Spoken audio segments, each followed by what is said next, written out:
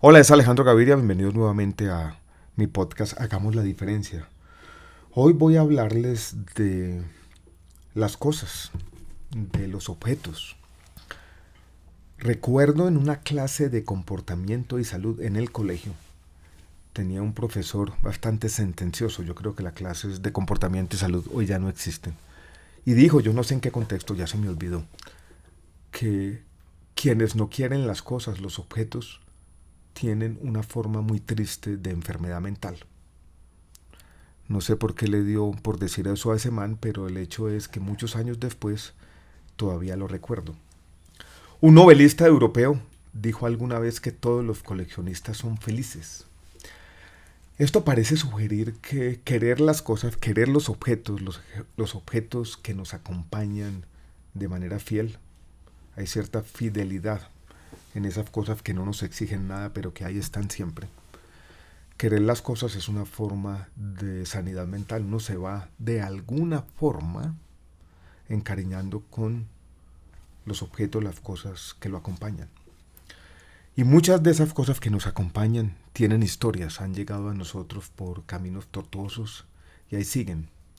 La historia de nuestras vidas podría contarse también con los objetos que están tirados en una mesa, libros que hay en los estantes de nuestras bibliotecas, cosas que hay en los cajones, muchas veces escondidas, esperando revivir algún día y hacer parte de estas historias. Yo quiero contarles una historia de un objeto, de uno de los tantos, que está en mi biblioteca. Es un libro, el más antiguo que tengo. Tiene una tapa de madera. Fue publicado muy lejos de aquí, muy lejos de Colombia, en una isla de mal clima, en Inglaterra, en el año 1726. Fue escrito por un pastor protestante, Jonathan Swift, Los viajes de Gulliver, un libro paradójico. Paradójico porque fue una sátira política que se convirtió con el tiempo de manera imprevisible en un libro de niños. Paradójico porque en el fondo Jonathan Swift era un poco antihumano, misántropo de alguna manera. Pero este libro, Los viajes de Gulliver, es una celebración de la humanidad, de lo que somos, de la experiencia humana. Ahora, ¿qué hago yo con este libro? Una primera edición publicada en 1726 de Los viajes de Gulliver. ¿Cómo llegó este libro a mi casa? ¿Cómo llegó a Colombia? Si ustedes quieren comprar este libro, encontrarán alguna edición todavía perdida en una librería de viejo en Inglaterra o en Estados Unidos y cuesta valor de mercado 3.000, $5.000. No lleguen a conclusiones rápidas, yo no me gasté toda esa plata en comprar este libro, ni mucho menos, jamás lo haría, no tendría tampoco la plata. Llegó porque yo lo encontré por casualidad, estaba buscando creo que un documento distinto y vi que había una primera edición de Los viajes de Gulliver en una pequeña librería al sur del estado de Illinois en Estados Unidos que valía $100. Y yo dije, pues no vale nada, lo voy a comprar, $100. Saqué mi tarjeta de crédito, era un sábado por la noche y pagué $100. Pasaron 3 meses y el libro nunca llegó, nunca llegaba a Colombia y yo dije, pues claro, me engañaron, no es el primer huevón que engañan por internet.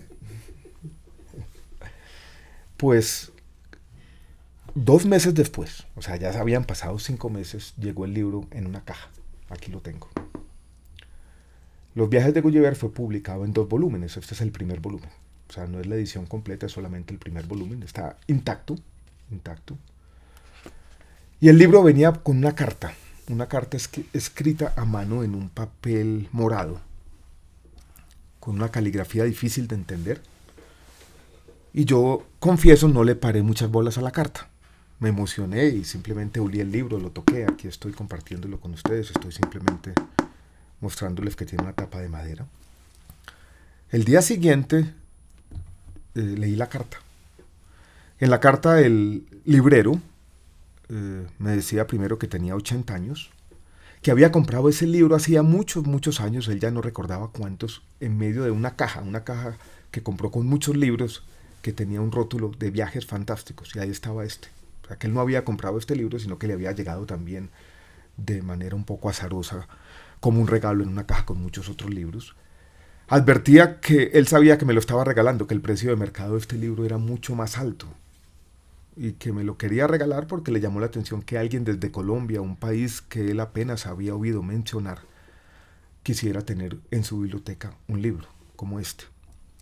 Y me decía lo siguiente: solo le pido un favor, yo tengo 80 años, el amor de mi vida es mi nieto, con él colecciono estampillas y a mi colección le faltan algunas estampillas de su país, de Colombia, de los años 20 y 30 del siglo pasado. Yo leí eso y quedé pues impactado. Después la carta decía que él se estaba muriendo de cáncer. Salí aquí en Bogotá a la calle 15, donde alguna vez en la ciclovía había visto que había un almacén de ese arte ya acabado, ¿no? De sueto, de la filatelia, donde vendían estampillas, y compré algunas estampillas y la mandé. Se las envié. Y ahí acabó la historia. No sé si le llegaron a tiempo, no sé si hoy reposan como objetos también en el escritorio de su nieto. No sé si estas historias se conectaron o no. Solo sé que este libro, este objeto, esta historia de cómo llegó aquí, es una de las objetos que me acompañan y que para mí tienen un gran valor.